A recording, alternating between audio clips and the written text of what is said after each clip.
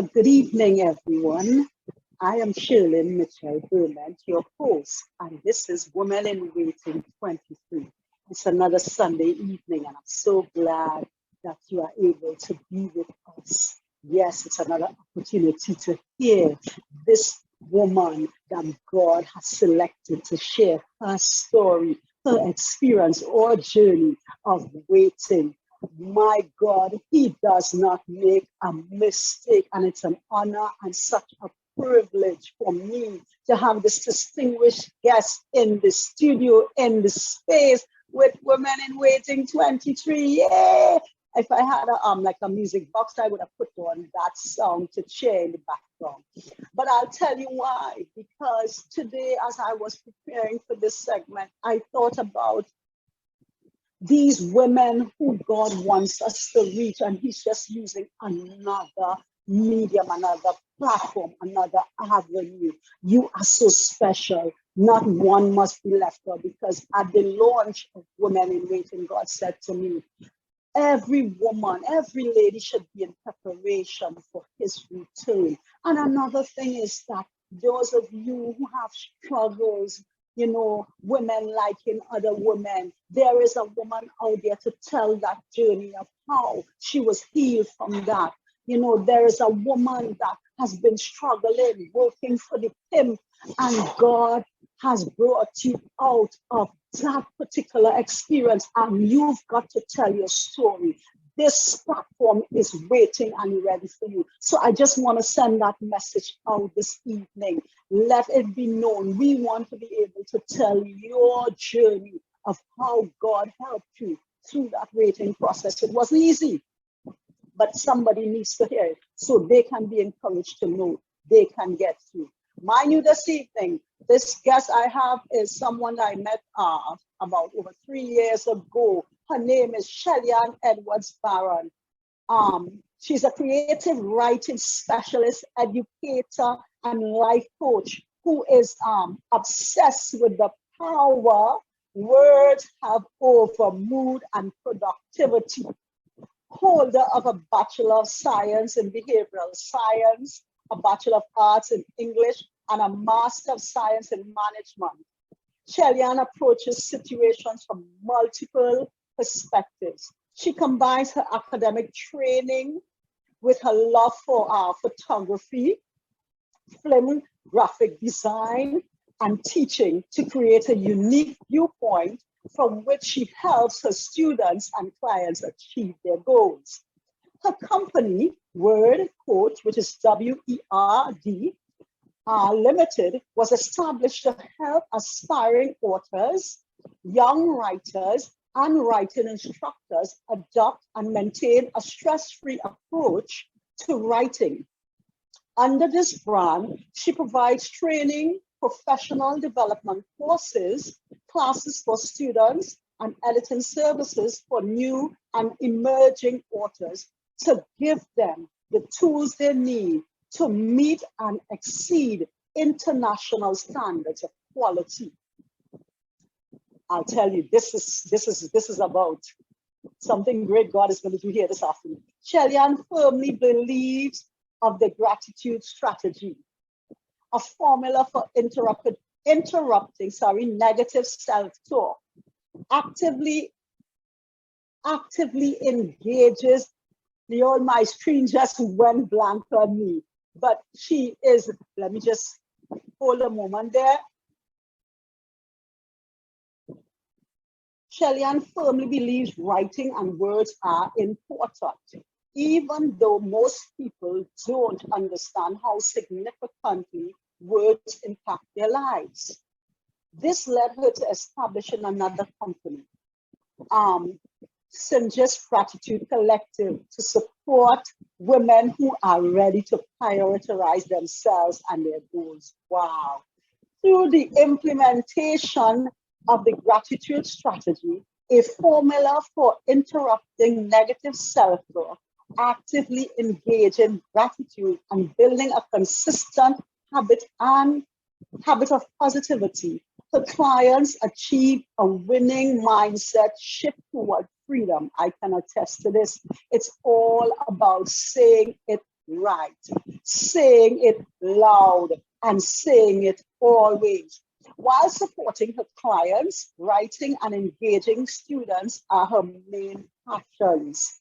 Shellyan balances her time between work and family, a close knit unit. Her husband and two beautiful daughters are often involved in her business, assisting in administrative and training activities. And there are ways you will be able to connect with Shellyan as we get into this interview this evening. So Shellyan, welcome, Mrs. Barron, Edwards Barron, welcome to the platform of Women in Waiting. Into this phenomenal time with you. It was such an honor reading your bio. I almost stopped there, you know.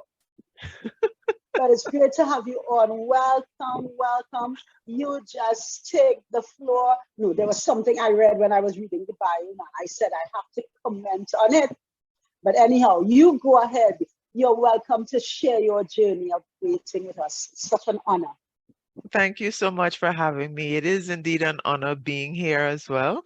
But you can go ahead and ask the question or comment on it, because what I want to start with is my story and how I got started into all of this, both for the writing and for the gratitude.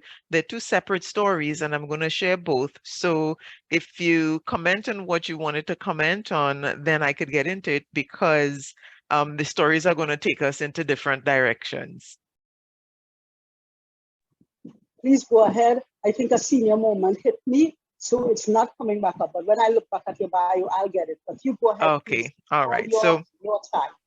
I'll tell the story about the writing first and how I got into it and what exactly I do. And that, I mean, they're both very personal stories. One has to do with my daughter and my relationship with her, my second daughter, and the other one has to do with my husband. So I'm going to leave the gratitude for a second, because that one, to me, they're both huge, but that one was more of a life-changing process there. So I'll do that one second. With the writing, what happened was, when my daughter was, this is my second daughter, when she was heading into standard 4, going into SEA, going into 5 and into SEA, and that's when I realized that she was really struggling with her schoolwork, struggling with her writing, with the math and everything. And that's when I realized that she learns a little bit differently. And so, I mean, we never went to get any kind of diagnosis or anything, but based on my reading and my training with special needs students, I suspect ADHD. And because of that, she was having trouble processing information. So things would have to be like with the math, I had to get a whiteboard and we would work out things on the whiteboard, let her work it out. I had all the manipulatives and everything to actually have her work with the things. And well, the writing, I'm a writing instructor, but I never, up until that point, I usually looked at writing, you read, you write, we discuss, you read, you write, I make corrections. And so there was that kind of relationship. But then with her, when we started looking at the descriptive writing and so on, that wasn't working with her very well. And so I had to do all kinds of different reading and figure out, okay, how do I reach this child? By the time I figured it out, she was already heading into exam. But I did figure it out. And then I recognized that there will be other children like her. And that's when I started on that. And what I figured out was she needed practical, tangible things that she can touch and manipulate in order to learn writing. So at that time, she was obsessed with slime. Listen, I'm sure if you ask me and I think about it, I'll find notes for about at least 10 different ways to make slime because I was researching slime, right? To figure out how I could use this to teach her writing. And what I eventually did was to use the slime to teach her about descriptive writing, describing how things feel when you touch them, and describing the smell and the movement and all those things. And so from that, and continuing working with her, I recognize that children who have these types of learning challenges when it comes to writing, and it could be that, it could be ranges of dyslexia, it could be that the student, they're not understanding the abstract thoughts and so on, they need a little bit extra. And so, in going through that process with her, I did tons and tons of research. And when I finished, I started putting things together. So now I have a program for teaching narrative writing and a program for teaching report writing that utilizes what is called multisensory learning, which is engaging all your senses, as many as possible, in a lesson so that students could have fun learning about writing and not feel like something is wrong with them, and learn the things they need to learn in order to write well.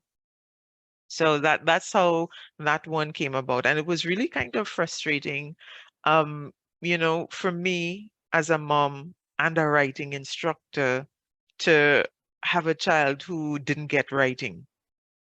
I mean, that was like my older daughter, she sailed through primary school, she sailed through secondary school. When she went to St. Joseph Convent, we look at these things like, prestige school, and everybody was like, oh yeah, she's your daughter, that's expected. And then the second one, struggling, having trouble with school and everything. And then, you know, my ego is there, notwithstanding that I'm trying to help her, but, people comment and they compare. And I remember writing, uh, I said something in a SEA group that I'm an admin of, because right now we had SEA results Monday gone. And there are lots of parents disappointed. They're worried about their kids. They're looking for transfers and all kinds of things. And I had to share about the fact that one went to a prestige school, the other one didn't. But that doesn't, you know, illustrate or demonstrate or even connect with the amount of love they get. It's not like one is going to get more because she went here and the other one gets less because she didn't. That didn't matter. So the point is, I love both of them. They both have awesome abilities and qualities. And that same daughter who struggles with her writing, she still struggles a little bit today, and I still have to continue working with her.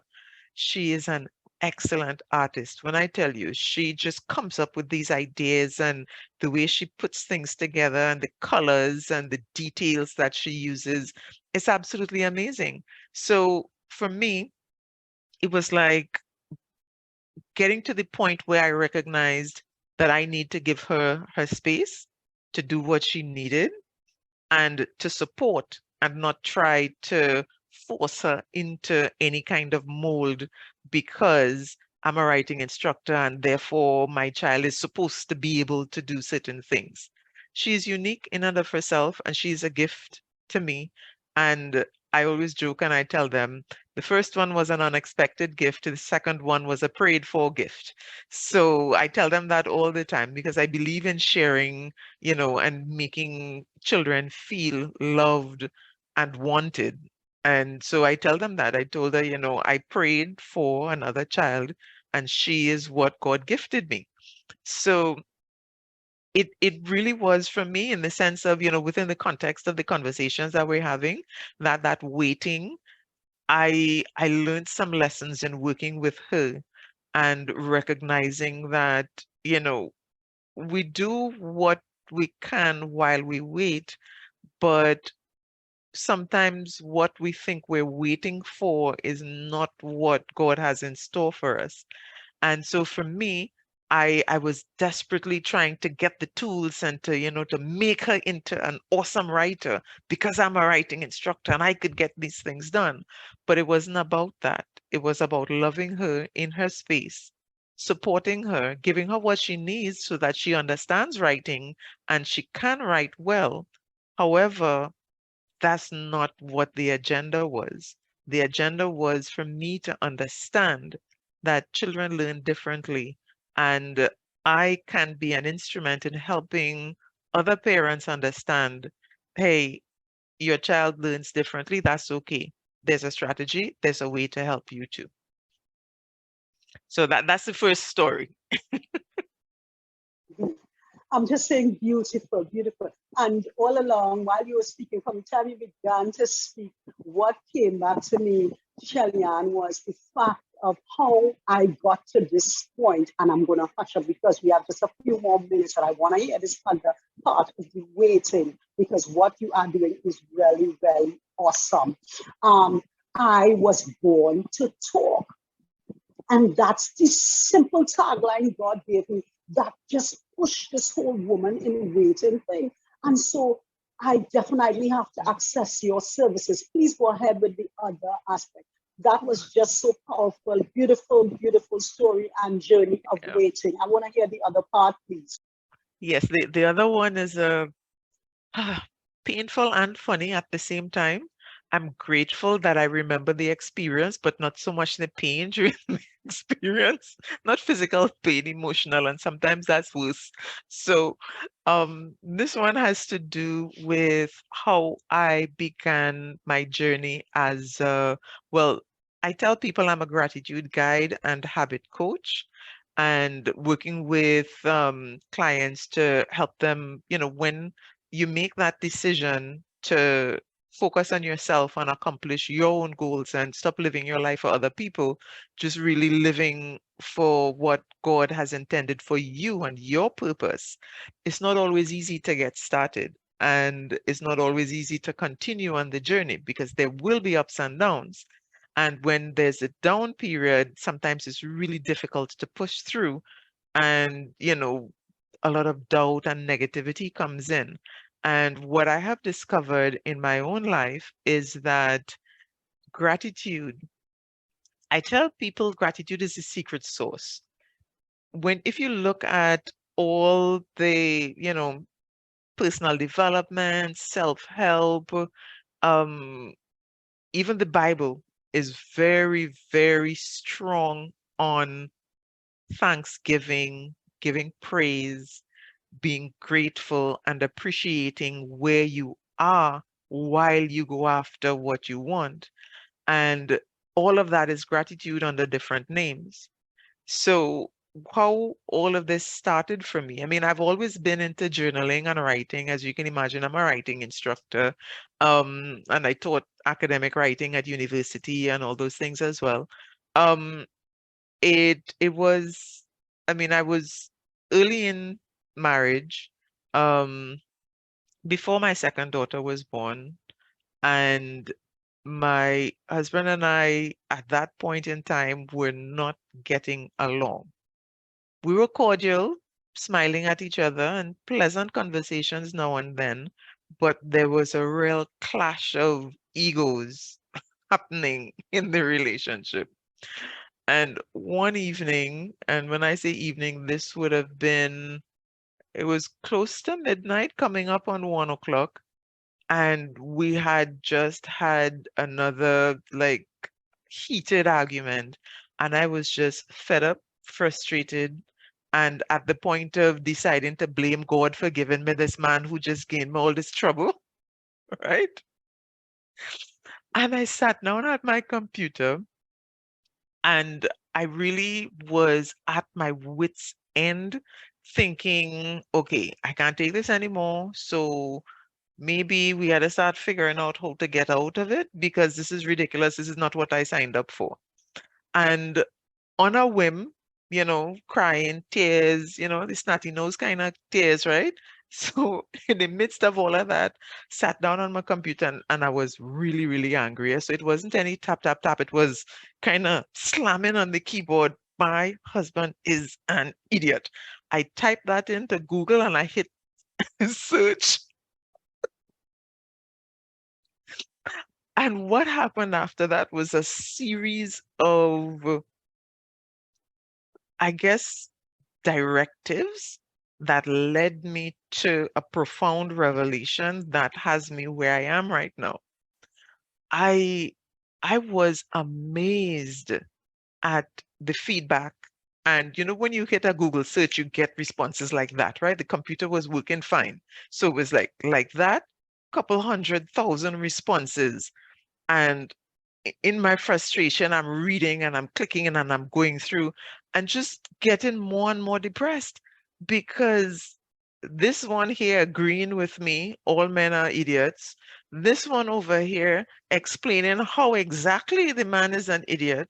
Then this one over here was a whole forum for women to talk about their idiot husbands and give experiences. And it was just article after article, and I'm thinking, this can't be right. This cannot be right. Why? I mean, and then part of me was thinking, okay, yeah, my idiot not like this one. So this is a real idiot here. And and so there was a whole spiral of negativity and depression, and it was not helping. But I was so frustrated, I kept going through. And then one article caught my attention. In this particular article, this lady, being a Christian and explaining certain things through love in a situation, started talking about perception and expectations and the fact that none of us are perfect. And, think about the love and be grateful for the things that you can be grateful for in the relationship. And that made me pause. And this is like one solitary voice in the midst of thousands of women just venting, venting. And while I understand it's important to vent because it often brings clarity, all they did was vent. There was nothing coming afterward to say, okay, now that you vented, let's regroup. There was no support after the venting. And it was almost supporting the attitude and the belief that the husband was an idiot. And so I I realized, I said, well, that's not the perspective of Christianity. That's not the perspective of God. That is not how Jesus would have dealt with the situation. No, he straight up said what he needed to say, right? Because this is the same person who turned over some tables and stuff at a point in time, and called people vipers, etc. He said what he needed to say. But at the end of it, it was always about love.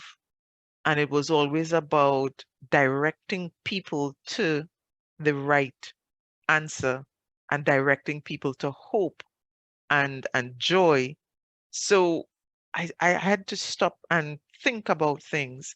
And then as I was reading that article and I started doing a search from, different things that she said, I started looking things up and I came upon a few articles about gratitude. And that's when I realized that I was focusing on the wrong thing.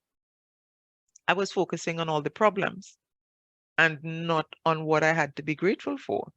And while there was still some issues to be addressed and I needed to address them, they would not be addressed in a healthy way if I was frustrated, depressed, and angry, because then I would be coming from a position of frustration, anger, and depression in order to deal with these things. And that's never a good situation. So I started reading up more and more about gratitude. And then I noticed that gratitude is not what most people think. Most people think about gratitude as, just saying thank you and being grateful for the good things. Gratitude is a habit and it's a principle that you live by, that you are grateful for everything that contributes to your life.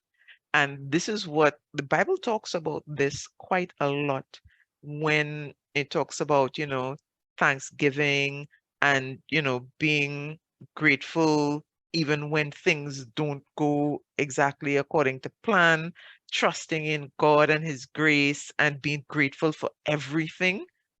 And so that whole process and that journey put me in a whole different way of thinking. It changed my mindset, changed my attitude toward the relationship, as well as I started actively learning more about gratitude and learning how to implement it and make it a habit so that when things don't go right, my default is not complaining. My default is I'm grateful that this experience is teaching me something valuable. I'm not grateful for the experience because ain't nobody like pain, right? But I'm grateful in the end that it's being used because God doesn't make mistakes. We're living in a faulty world because of sin, but He is still in control. And when things happen to us, especially when we believe and we pray, the answers come. We are the ones who are not seeing it. The answers are there. We are the ones who can't see because we don't know past, present, future, but He does. So all we need to do is to trust Him. And so since then, I've been on a mission. So I have two missions in life. One is to help students learn about writing and not feel like they cannot write and therefore they're stupid. Everybody can learn to write well if it's taught in a way that meets their learning and meets their needs. And gratitude is the secret sauce and it makes life worth living. Even when things aren't perfect, you can have the resilience to get back up, go again, and keep going until. Yeah. So that's, and so, I created out of that, I created a system called, well, I call it the gratitude strategy, and it's a three-part system. So we have to learn how to speak gratitude effectively. And then we have to learn to say it loud, which means it's not only in our head, we have to bring it out into the world. And then we need to learn to make it a habit, which is every day, all the time, grateful heart.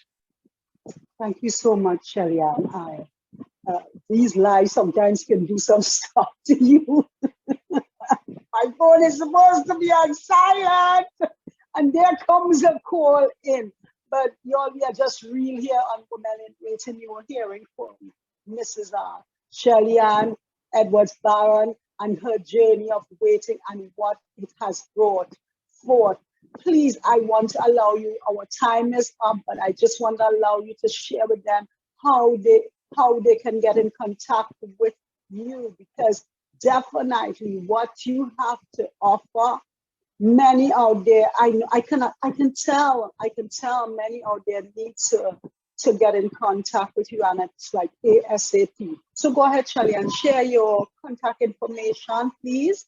The best way to get in touch with me is WhatsApp, because a phone call, I might be in a class or a session or a meeting or something. So WhatsApp is best. And my number is 717-4993. And just WhatsApp me and say, where you got the information from and what it is you're looking for. You can also get me on Facebook, just my name, Shelly Ann Edwards Barron.